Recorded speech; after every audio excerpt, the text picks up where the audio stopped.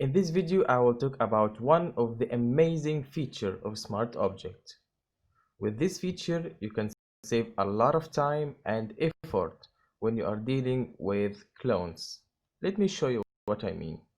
For now, I have three rectangles, each one of them in individual layer, and obviously they are not smart objects. So if I want to change all of them, I have to do that manually like so.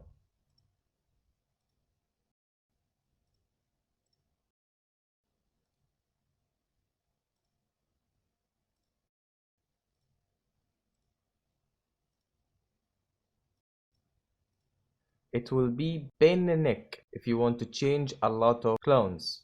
Imagine if you have all the alphabet. So at the beginning, make the first one smart object like so. I will delete that, and I will convert that one to smart object. And then I can make as many clones as I want.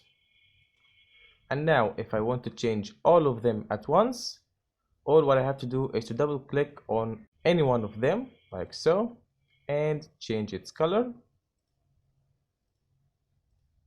close and click yes to save, and all of them will be changed.